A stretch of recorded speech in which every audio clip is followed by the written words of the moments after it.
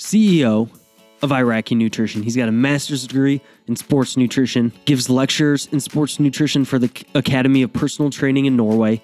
He's a leading supplement consultant for the leading supplement company in Norway. He's a sports nutritionist for the Norwegian Judo Federation. He's an active researcher with a focus on optimizing nutrition for muscle growth. On today's episode of The School of Muscle, Juma Iraki. So the first place I'd kind of like to start here is pretty broad. So I'd kind of like to, what are just kind of the main considerations you might give someone, like the big rocks to have in place, say a more intermediate trainee that's just looking to put on some muscle over these next several months here? That's a great question. I think one of the things that people often struggle with is being patient and really understanding that gaining muscle takes a lot of time. And it's not linear. Like, you'll have periods where you might feel that you're not progressing at all, and then suddenly you'll get a burst where something suddenly happens. And I also think that a lot of people have a tendency to think they need more calories than they actually need. And I'm actually finishing up a review paper with Eric Helms, Brad Dieter, and a couple of other researchers, where we were basically looking at what's the sufficient amount of surplus to consume, where you're basically gaining lean tissue with the least amount of adipose tissue, like fat mass, gained.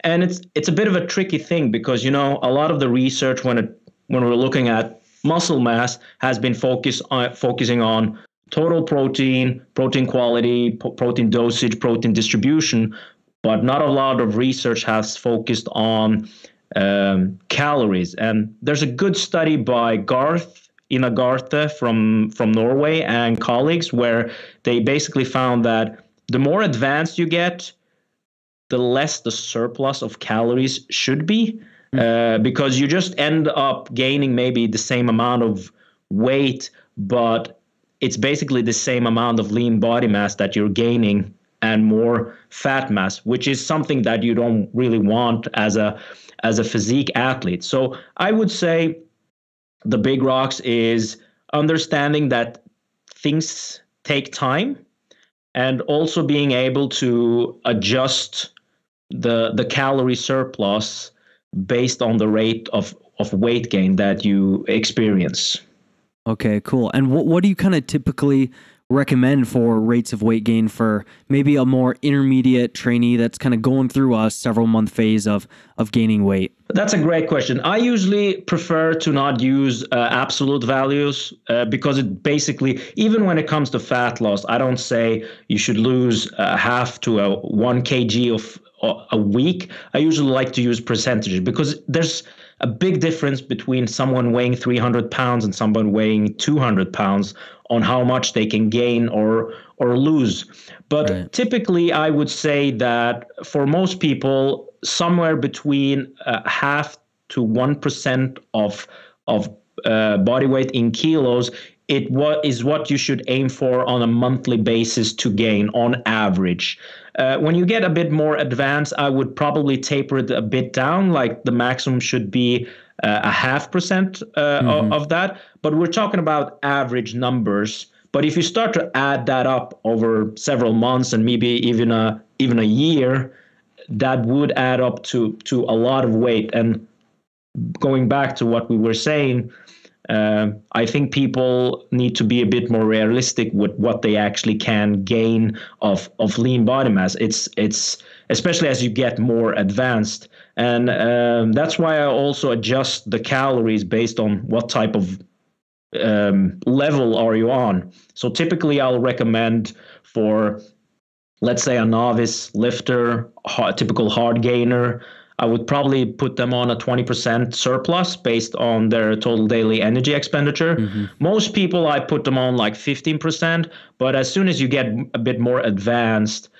I'll have them at roughly 10% surplus. And okay. the biggest question here is, what's advanced? Because some people think they're advanced because they've been in the gym for 10 years, but you can be in the gym for 10 years but still be a novice lifter, to be honest, because you've been doing a insufficient training program. So I typically use level of muscle, like amount of muscle mass you have on your body, but also strength levels are usually something that can help you determine if someone is advanced. So I would say that if you can bench press double your body weight, you're in that advanced level category. Okay, cool. So you for the more advanced people that might have these strength numbers that might indicate they're advanced, or based on their lean body mass might indicate that they're advanced, you might shoot for that 10% surplus, or that 0.5% of their body weight per month. And then if they're more intermediate, maybe shoot for about 1% of their body weight per month. Does that sound about right? Yeah, absolutely. So, and again, we're talking about average changes every month over time. So it would accumulate to a lot in the long run. But again, if you're starting off and like you're gaining like 5-6 kgs the first month, that's not going to go well after 3 months, to be honest. It's just, I think people don't really understand that at some point that weight has to come off, and the longer you're doing a calorie deficit, the more risk for losing a lean body mass. Right. And the more time you spend training in a undernourished state, and life just isn't quite as fun when you're in a calorie deficit either. No, exactly. And a lot of some of the areas where there's been a lot of focus when it comes to sports nutrition lately is what we call energy availability, which basically is how much energy is left over to cover all these physiological processes in your body when you subtract what you actually expend for training. So you can be eating a lot, but if you're exercising a lot and using a lot of energy, it might not be enough for enough calories to cover these things. And in the long run, it can affect things like bone health, hormones, and stuff like that. And it's been areas where there is a real need to focus more on it. I personally have been doing some research on it myself. And initially we thought it was only females that was affected by this, but we also see that males can also be affected by it. And it seems to be people that frequently cut weight, gain weight, cut weight, gain weight, or sports where it's required that you have a really low body weight where these problems occur.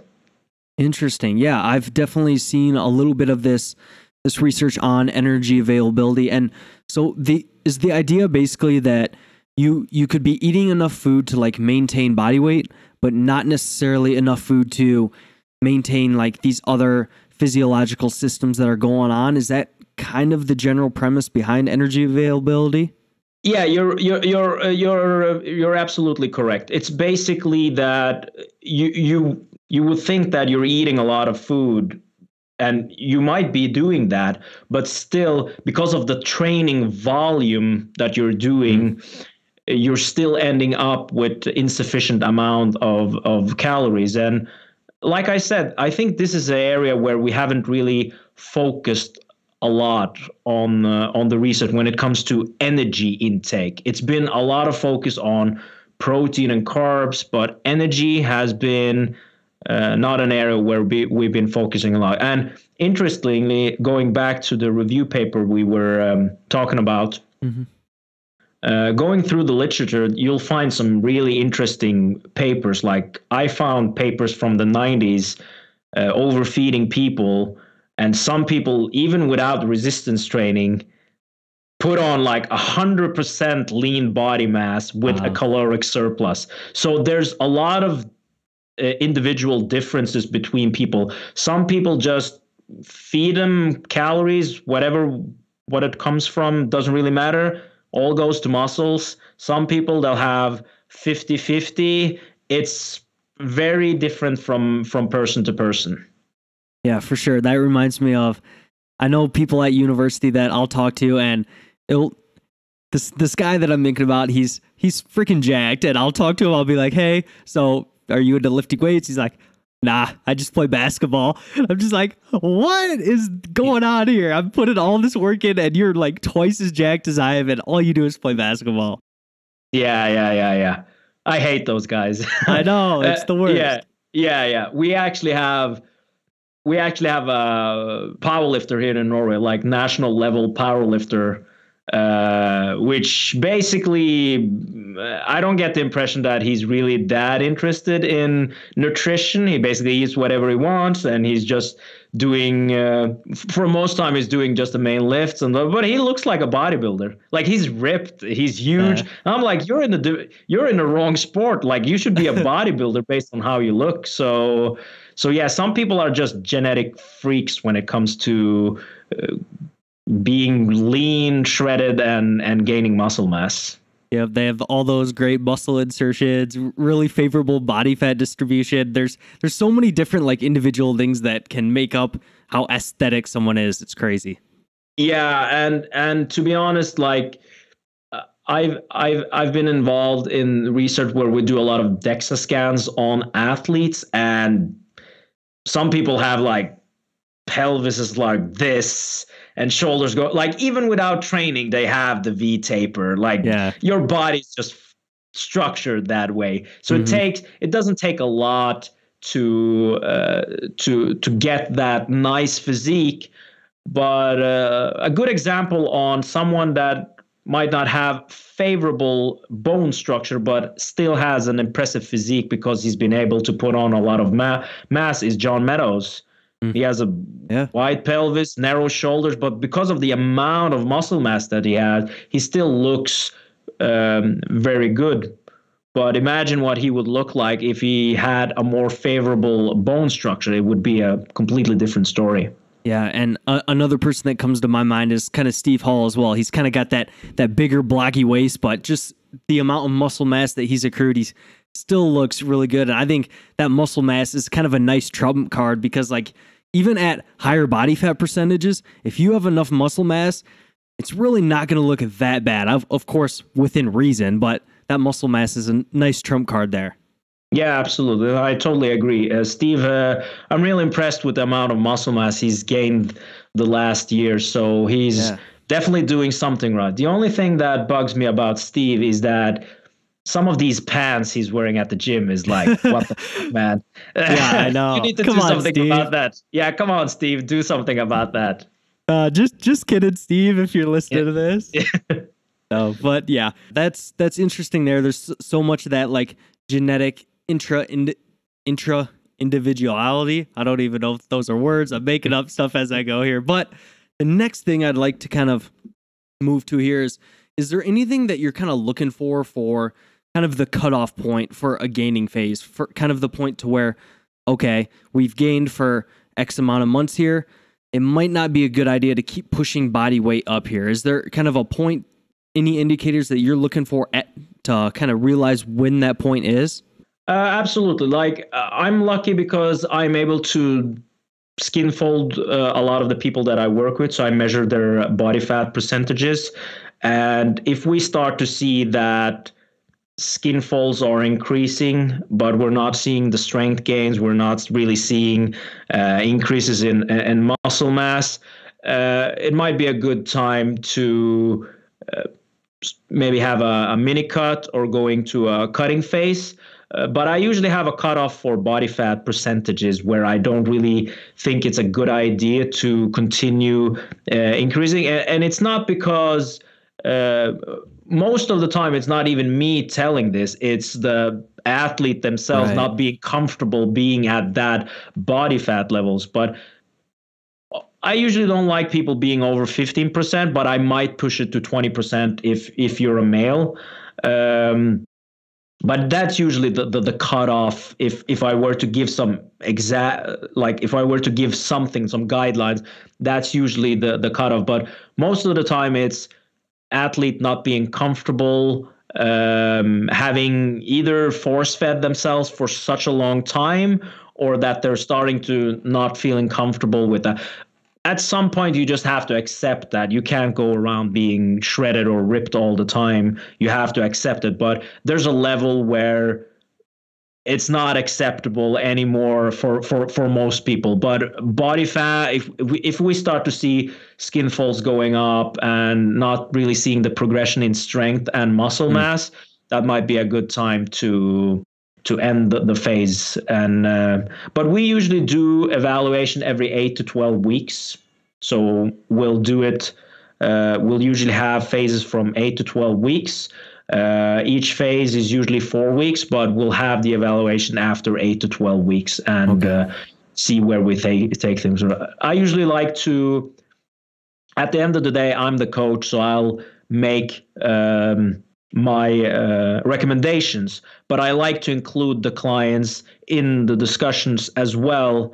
And I find that it gives it a more of a better relationship with clients when we do it that way. So they'll have their opinions and what they want. If it's like completely opposite of what I would recommend, of course I'll say that, but I like to include them in the decisions as well. Yeah, I think that makes a lot of sense. So you kind of, when it seems like they're kind of just increasing body fat and not seeing like, they're seeing far diminishing returns on the rate of progress they're getting in the gym, then you're probably like, hey, it might be a good time to pull plug on this, go through a little bit of deficit, then get back to it. Yeah, absolutely. Cool. And I really like how you said that you take in the client's considerations as well, because at the end of the day, I mean, it's still like their goals that you're trying to help them with. So it's important to consider that. But like you said, again, there's that balance to where you're still the coach. It's still like they hired you to do the job as well. So yeah, and it's completely different because it's a bit more laid back in the off season where we don't really have a contest. But if you start like bitching 3 weeks before you're getting on stage about something, I might be a bit more harsh in my response, because that's not a time where we can like negotiate a lot of these things. That's more like, we're this close, you have to suck it up and finish, and then so it's not about like trying to be an asshole or something like that. Yeah. It's just that there's a time and place where we can be a bit more flexible, and then there's a time where you actually have to say, hey man,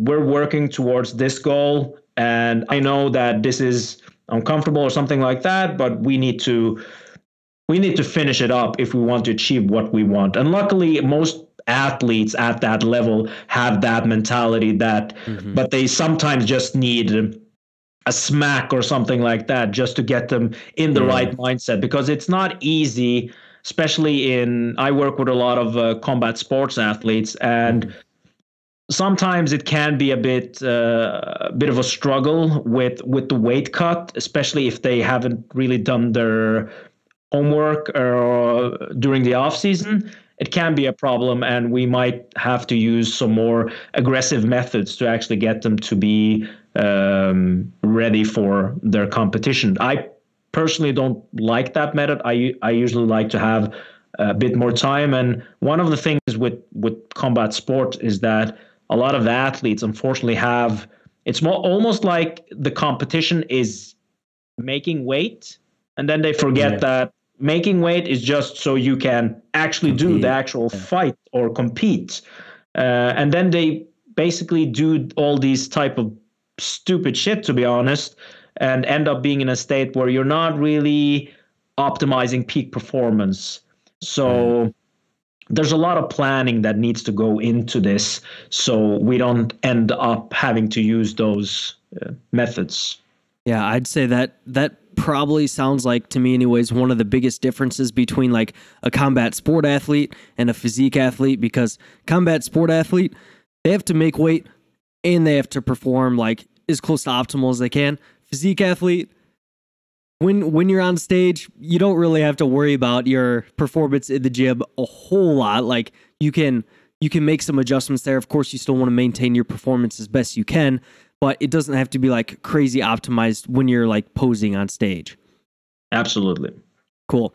And there's been some recent literature on like pretty dang high protein diets, and some people seem to kind of anecdotally see that they have beneficial experience with them. And just to kind of define what I'm talking about with high protein diets, like some people would say a gram per pound is quite high protein diet, which depending on what's relative to you, it might be. But in this context, I'm kind of talking about some of the studies that have been looking at like somewhere between 3.5, maybe even up to 4 grams per kilo of protein per kilo of body weight. And I'm just wondering if you've ever had any, experience with that, or what your kind of thoughts are on those quite high protein diets. That's a great question, and I'm glad you asked that. A good friend of mine, Jose Antonio, is actually one of the researchers that's done a lot of research on these really high protein and diets. Basically, my recommendations for protein end up being somewhere between 2 and 3 grams of protein per kilogram of body weight, especially with athletes. And the problem sometimes with some of these athletes is that the amount of food and volume they're eating, they're getting a lot of protein from their carbohydrate sources. So it just ends up being really high protein, because you have to take into consideration that it's not the total amount that's important. It's also the quality of protein. So let's say you're eating 150 grams of oatmeal, you're like literally getting 20 plus grams of protein just there. So if we were to look at the research and say, well, 20 grams is what we need, it's not the same, because the research is doing that on high quality protein sources like whey protein, which is basically the highest quality protein you can get. And even then, if you look at the research, you'll see that 20 grams seems to have the most bang for your buck for MPS, but you still see a 10% benefit from going to 20 to 40. And the question is then, is that important for an athlete? I would say yes. Higher amounts would probably be more important for an athlete. But for most people, it's not a deal breaker, to be honest. If you're not really looking to maximize your result, it might not be that important. What I would say, my experience with high protein diets and how I use them is post-show, my strategy is basically to jack up protein really high. And that's basically due to the satiating effect, and that we really see that we don't get this weight rebound when we do this. So I might get them up in, I've never really had people up in the 4 grams plus, to be honest. Yeah. But I've had them around 3.2 up to 3.5 grams of protein during those stages. So that seems to have been a good strategy for a lot of people that I find struggle with trying to keep hunger at bay when they're done with a show. But I've never really had I've never really tested it extensively with athletes in the off season where we do really high protein diets. Based on what I've seen and my discussion with Jose Antonio, I think there is a time and place where these strategies can be used, and one of those are, like I said, post show, where people can have a good effect from eating higher amounts of protein to try keep body weight not scaling up too high. Yeah, I think that makes a lot of sense to kind of use protein as a tool in that scenario to kind of curb hunger a little bit. And, with some of Antonio's work, it seems as though like overfeeding on protein might not have as many detrimental effects on gaining body fat compared to some of the other macros. Yeah, absolutely. Like there's the first study that came out in 2014 basically saw no significant changes in body composition, and they were eating like 2 grams per pound of body weight, which gave them a surplus of 800 calories, and they did it for 8 weeks. This wasn't like doing it for a week or two. They did it for an extensive period of time, and they didn't really see a lot of things changing. But so it does seem like if you use these low fat, low calorie protein sources, that it's really difficult to gain body fat from eating those amounts. So some of the things that I actually took from that study was also recommending clients that struggle with hunger, like eat more protein in that meal, because it's less likely to add to you're less likely to gain body fat from eating that. So if you're hungry, maybe scale up the amount of chicken you're going to eat for that meal. But I think it's important to also specify that you use low fat, low calorie protein, sort of like chicken breast, whitefish, stuff like that. Because if you start adding in fattier things, you'll probably end up gaining a lot of weight from that. Right. Yeah. You could very easily put in some like 80% lean meat in there and easily jack up your fat intake by 15 to 20 grams just by adding a little bit of extra protein there for sure. Yeah, exactly. Cool. And when you're kind of giving your protein recommendations, so somewhere between 2 to 3 grams per kilo is kind of what you're recommending. And when you're having an athlete shoot for that intake, are you just talking about like more quality proteins, or does that protein intake, that protein recommendation also kind of include those less quality protein sources, if that makes sense? Yeah, that's a great question. When I give that recommendation, it's the total, so you count everything. But I have a rule, and my rule is we'll calculate the total amount of protein we'll eat first, and then we'll aim somewhere between, I like to have it a bit higher than the regular recommendation of 20 to 40. So usually I say 30 to 40 grams of protein for each meal. And my usual recommendation is 2/3 of that protein should come from a complete source. So let's say you're going to eat 30 grams of protein in a meal. 20% has to come from a high quality protein source, and then the 10 grams can come from an incomplete source. So let's say you're making a sandwich. If the deli meat and the cheese is providing 20 grams and the bread is providing 10 grams, that's perfectly fine. But if it's the opposite, that's not okay. So we have some rules that we follow with trying to make sure that we're not only getting total amount of protein, the dosage for the meal, but also making sure that the quality we're eating is also optimal. Okay, so 2 to 3 grams per kilo, and that includes kind of these less quality sources, but with the caveat that each meal, maybe you shoot for a minimum of 30 to 40 grams and have like 2/3 of that protein in those individual meals come from those quality sources of meat, fish, dairy, eggs, that sort of thing. Exactly. And I would like to add that when I say 2 to 3 grams, it depends on if we're in a caloric surplus or a deficit. So 3 grams is usually the highest I'll go with some people. And it's usually at the end of a cut if they're really lean and if I'm seeing that they're really struggling with keeping their muscle mass. I've actually had one bikini fitness competitor that we had to have her at 3.3 grams of protein. So it definitely is some individual differences. And I think also people need to know that if you look at research and individual data points in these studies, you'll see a lot of variation. And keep in mind that what's presented is usually the average. So it's good that people know these things, because you'll usually have outliers in the studies. And if you're working with athletes, the athletes usually end up being the outliers in these studies. Right. So you during a cutting phase, you kind of push towards that higher end of that protein recommendation a little bit more. Is that kind of in general what you do? Yeah, I would say that usually I start people off at a cutting phase in the middle, like 2.3 to 2.5 grams.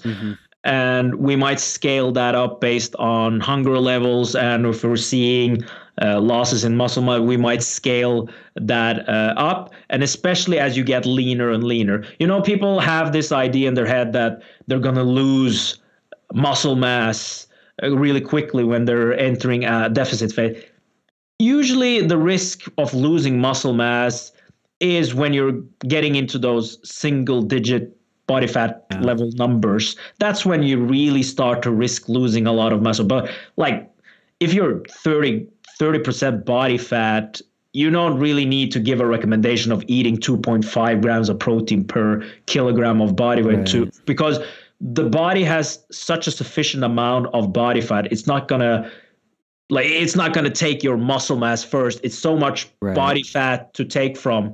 But the leaner you get, the more risk for losing muscle mass.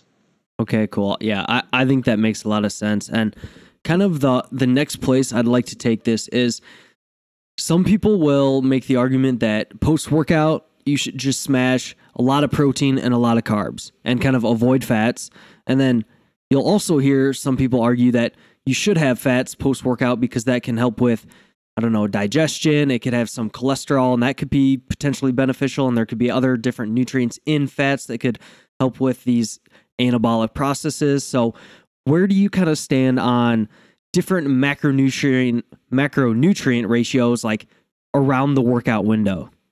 Great question. I think I'm more known of being a low fat, high carb person. That's usually my recommendation.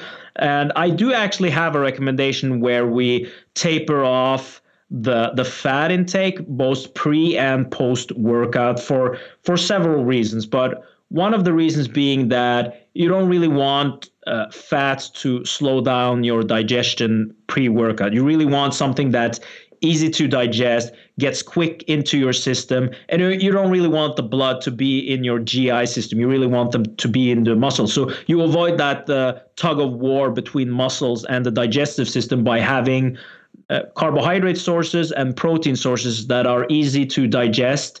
And I also usually recommend low fiber, low fat meals pre-workout due to the fact that we're trying to avoid this thing. But post-workout, there's been a study by Hammond that came out in 2016 where they basically saw a downregulation of PDH, which is this remodeling process of skeletal muscle.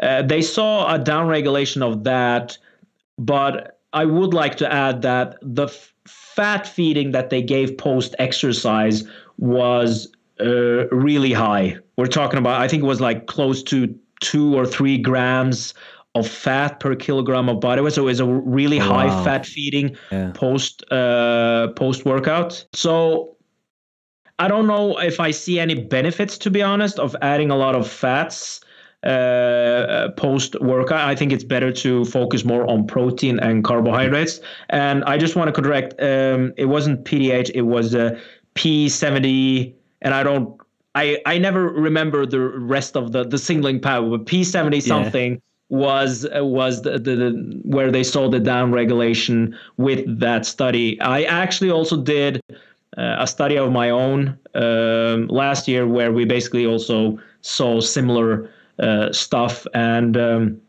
there's also been research showing that even when if you do actually do high fat feedings, it does have a negative effect on insulin sensitivity because you have a lot of triglycerides circulating in your system. And then if you add the glucose into that, the cells become not as sensitive to uptake of glucose. So generally, I have recommendations for fats of being between 0.5 to 1.5 grams per kilogram of body weight, and the sweet spot being 1 gram per kilogram of body weight, because I don't really see any benefits of adding more fats in your diet if you're in that range and getting sufficient amounts. I don't really see any benefits of adding even more fats, but I do see benefits of adding even more carbs in the system, both from a performance perspective, but also from a muscle gaining perspective. Right. So to kind of summarize there, basically pre-workout, you think it's probably a good idea to maybe limit the fats for sure, and maybe limit fiber as well, maybe to avoid some of that gastric distress that could come with that, and to make sure that you don't have those competing resources there. And then post-workout, maybe it doesn't matter quite as much, but you still kind of, on a daily recommendation, kind of hit that right around 1 gram per kilo, kind of hit that minimum. And then maybe if you need to increase the surplus from there, maybe you go towards the carbs. Absolutely. Yeah. My general recommendation is try to avoid a lot of fats peri-workout. So, but other than that, you can just put it in wherever you want. But yeah, I think we need more research to determine if even smaller amounts of fats can have an effect, because again, this was a really high fat feeding. fed post-workout. It might not be the same with smaller amounts. I just don't want people to be like, oh, I can't eat any fats post-workout. But Right. I do see that it's probably more important to focus on low fat, low fiber pre-workout to avoid having GI issues. Okay, cool. I think that makes a lot of sense. And kind of the next place I'd like to shift to is you're a consultant for the big Norwegian supplement company, so you got a lot of experience behind that. So I'm kind of curious, I think creatine and like protein powder are kind of the two big supplements that I see that are generally recommended by a lot of people. Is there anything other than kind of those two supplements that you might recommend for a person looking to build muscle? And if you don't agree with creatine and protein powder, you can go ahead and smash what I just said. But any other supplements beside those two? I would definitely also add in caffeine. Caffeine is probably the supplement that's universal to everything that you do when it comes to performance. It basically works in strength, endurance, etc., etc. Most of the supplements have like a specific sport where they can be beneficial, but caffeine is like a universal where it helps a lot, and it not only helps with decreasing fatigue in the central nervous system, but it also can have benefit by increasing power output in the muscles, which can be beneficial if you're trying to build muscle mass. So I would probably say as a basic things that really seems to work is protein powder if you're not able to get sufficient amounts from your diet. Also maybe vitamins and omega-3s if you're not able to do that. So I have a list of things that I usually recommend. If you're not able to cover it from your diet, use protein powder, vitamins, minerals, or omega-3s. Performance-wise, my list isn't that long. It's caffeine and creatine for sure. Based on how you train, like if you do a bit of more like CrossFit or high repetition type of training where you maybe are doing some sets in the higher rep ranges, I think beta alanine might be worth testing out. And the last thing is citrulline malate, which has some research showing that it can be beneficial for strength and muscle mass.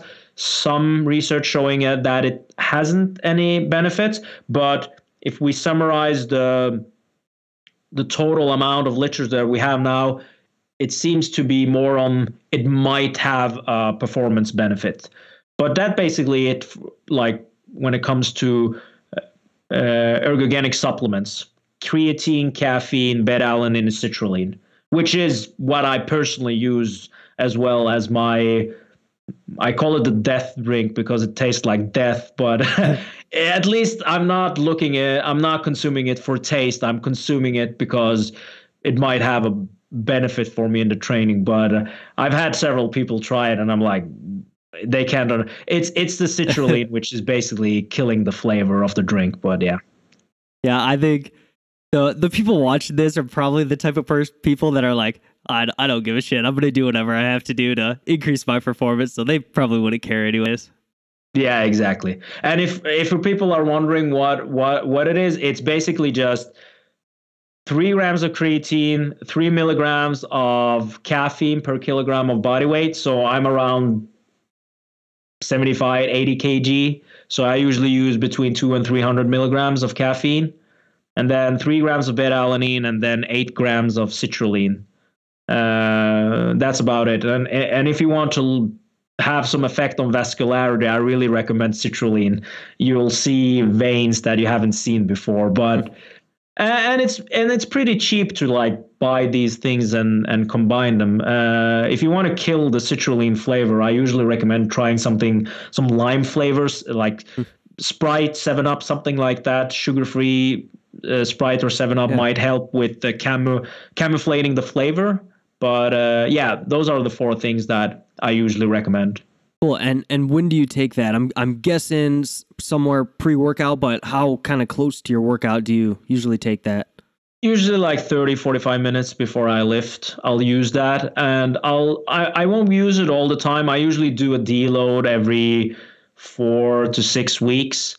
So every time I do a deload, I'll cut it out just to not get. I'll cut out the caffeine. I won't cut up the other things, but I cut up the caffeine, just to keep having a beneficial effect from the caffeine. And I'm not a coffee drinker, so I seem to get a really good effect from the caffeine when I use it. Cool. Awesome. Well, the kind of final thing that I want to touch on here is you're CEO of Iraki Nutrition, and I'm just curious on what are kind of some of the biggest challenges you face. I know kind of talking before this, you talked about how like time management might be a big deal. So what's kind of the biggest challenges you face as CEO? That's a good question. To be honest, it's like I said, it's the time management and basically always having to have some form of structure and basically know what am I supposed to do every day. So I have systems where everything is synchronized, like calendars, and I use an app called Todoist where I basically wake up every morning and know exactly what I'm going to do in every hour. And to add to it, it's like having a family with 2 kids as well, with their activities and being involved in different areas of the industry. It's a bit of a puzzle. It's a bit difficult to always be able to do everything I want. So I think one of the biggest challenges I had the last couple of years is prioritizing what's most important and doing that first. And then I hate saying no to people. I really want to help people out if they want to ask, but unfortunately, over the years, I haven't been able, and that's why I've also, from last year, included other people in the company. So at the moment, we're a total 8 people that work at Iraki Nutrition, and that's helped out tremendously in several areas. So yeah, it's basically the time management and basically learning to have the structure and knowing when to prioritize the right things and doing it in an order of what's most important. Gotcha. So really making sure you have your priorities straight and really trying to manage your time based on, okay, what do I know I have to get done today? Exactly. And one tip I would like to add to that is one of the things that's helped me a lot is basically have fixed days where I do specific things. So since I have work with the supplement company, I'll do that on Tuesday and Thursday. If somebody sends me an email or something comes up, I'll add it to my list, but I won't do that day. I'll just focus on that. Wednesdays, I usually do things for students at Academy for Personal Training. So update the material, mark grades, stuff like that, improve my slides, something like that. Mondays and Fridays is when I work with clients. So clients check in with me every Sunday. They send a report, and every Monday I'll send them replies. So I'll do the follow-ups every Monday and Friday based on when we've started. And I also do if you're a new client, we'll do the consulting things on Monday, Friday. And that's really helped a lot because every day now I have maybe 1 or 2 tasks that I need to finish up. And that gives me much more focus instead of having this, I need to finish I have a long list and I need to finish all this by the end of the week. Yeah. It's easier when you just slot it in on the different days and then just focus on that task on the specific day and don't get distracted from everything else. Gotcha. So you really batch your tasks to do one specific focus on each day across the week. Exactly. Awesome. Well, I definitely think that can be applied to, I'm sure a lot of people listening to this are students or doing their own coaching business and really kind of batch. I know I try to batch record podcasts on certain days of the week and do that sort of thing. I find that really helpful as well. Yeah, absolutely. And I think it's really easy to get distracted. And it's usually what people have problems with is getting shit done and getting started when they see that they have 10 things on their list. Mm-hmm. But by taking those 10 things and just slotting in on different days and saying, Monday, I'm going to do this. Tuesday, I'm going to do this. Wednesday, I'm going to do this. It's much easier to just, okay, Monday, I have this. I'll just focus on this. And when I'm done, I'm done. Yep. Totally agree there. So where can people find you, find more about you online and that sort of thing? Website, either jumairaki.com or irakinutrition.com. We also have Instagram account where we publish infographics related mostly to strength athletes, how to calculate your maintenance calories, protein requirement, carbohydrates, etc., etc. And we also have the Iraki Nutrition podcast where I try as frequently as I can to have guests on, but at least once a month we have a guest where we talk about different topics related to training, nutrition, and supplementation. And it's geared towards more of the physique athletes, strength athletes type of things. Mm-hmm. It's rarely that we have anything about endurance, but links to podcasts, our social media, and everything is available on our website, irakinutrition.com. Awesome. And I can definitely attest to your podcast. It definitely kicks ass for sure. Thank you so much. Yep. And I'll have all of your stuff linked in the show notes. Thank you so much for coming on today, Juma. Thank you so much, Ryan. It was a pleasure to be on. It was a pleasure to finally meet you and spend an hour discussing these things. Yep, I really enjoyed it. Thank you so much.